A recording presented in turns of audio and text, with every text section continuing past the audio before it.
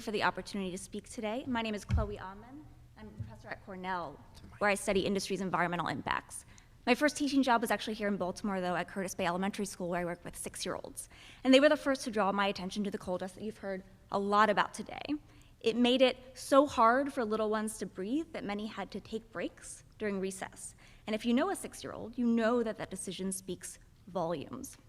So in 2012, I left my first grade classroom to study Curtis Bay's environmental history. I want to briefly put this explosion in that context, right? It's not the first industrial accident here, as you've heard, and history tells us that it will not be the last. History tells us also how not to behave in the aftermath of a catastrophe. The last time industrial accidents were on the rise in this part of the city, it was the late Cold War, and things were blowing up all across the carbon belt of Baltimore, as you've heard. It's a name given to this area as coal, oil, and petrochemical businesses concentrated here in the early 20th century. So things got so bad, as you've also heard, that residents of two local neighborhoods, Fairfield and Wagner's Point, were moved to push for their own evacuation. And one of the first things that they learned was that they could not get the city to care about their health. It was too ambiguous, right? This ever-present dust that turns the lungs of area crabs black.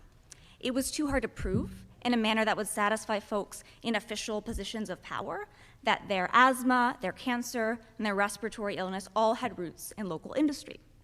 What did work was pointing out explosions, and there were a lot of explosions, as you've heard from Shoshonda Campbell, and as my written testimony documents at length.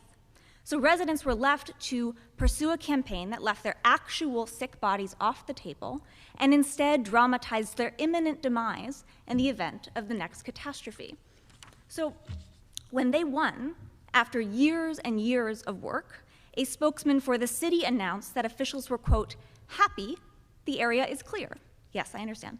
We no longer have to be concerned with environmental risk here. Now, that is one of the most chilling lines that I've come across in more than a decade of research for 3 reasons, and then I'll be done, all right? First, it disavows the fact that every explosion is also an exposure. And then when residents moved, some of them to Curtis Bay, they carried years of embodied impacts with them. It betrays a deadly selective attention when it comes to environmental harm, manifest in the fact that we are here to talk about the CSX explosion, but not residents' exposure to coal dust every day for 140 years, okay? Second, it shows how little accountability exists for people in the southern neighborhoods, how happy industry and government have historically been to call a matter closed without addressing people's real concerns. Right? No wonder CSX believes it can get away with ignoring residents' requests for the most basic information, right? They're not even here. I came from Ithaca, it's farther, right? No big deal. Third, it gets us here. By making displacement the solution to environmental problems and settling on a course of action that did nothing to rein in industry's embodied or explosive impacts, the city all but lit the match.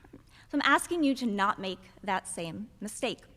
I hope that as you set the scope of a robust investigation and a robust response, you won't just pay attention to the boom, but also to the everyday disasters. And I mean the cumulative impacts of exposure to coal dust, the impacts of coal on climate change. I hope that you will remember that big problems, and this is a big problem, require big solutions, right? And I hope that you will institute a process that demands real transparency of CSX for perhaps the first time in local history and gives real, meaningful leadership to residents of Curtis Bay. Thank you for your time today. Thank you.